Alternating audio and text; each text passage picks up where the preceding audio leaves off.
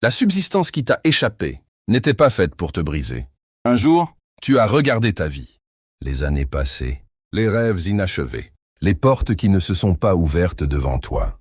Alors tu as senti que tu avais perdu, comme si le monde avait distribué ses chances à tout le monde et t'avait laissé debout, sans part. Là, ne t'arrête pas à ce sentiment. Descends plus bas.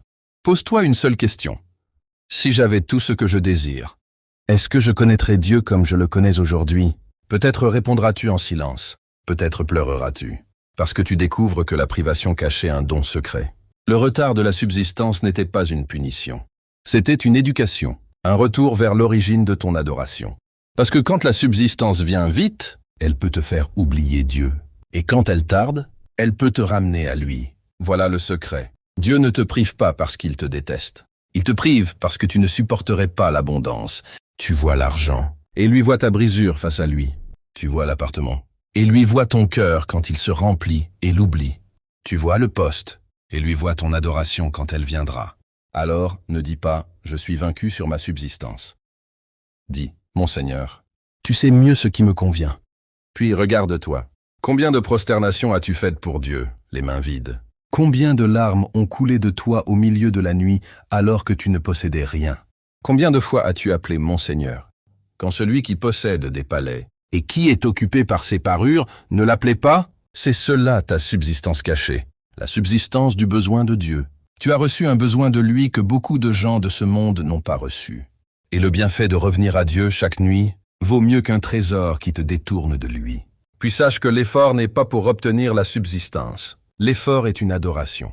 Tu descends dans la rue chaque matin, pas pour créer ta subsistance, mais pour dire avec ton état « Je suis un serviteur, je me déplace par ton ordre ». Le résultat est entre ses mains, et la subsistance vient d'où tu ne t'y attends pas. Alors, ne fais pas de ta subsistance ton plus grand souci. Fais de ton souci d'être un serviteur. Si tu es un serviteur, la subsistance vient à toi sans que tu la demandes. Et si tu es préoccupé par la collecte de la subsistance et que tu oublies l'adoration, tu perds les deux.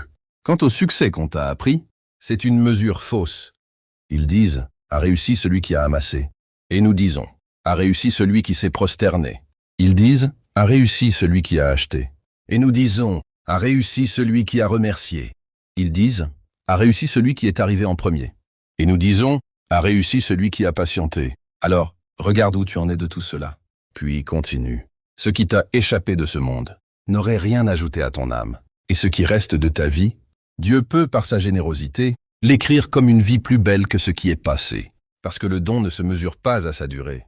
Dieu peut te donner en 2 ans ce qu'il n'a pas donné à d'autres en 20 ans. Et il peut t'ouvrir au bout du chemin, une porte que tu n'osais même pas imaginer. Alors, ne désespère pas. Et ne dis pas « Cela m'a échappé ». Dis plutôt « Mon Seigneur, je suis à toi ». Où que me mène ta subsistance? Voilà l'adoration. Et voilà la subsistance qui ne disparaît pas.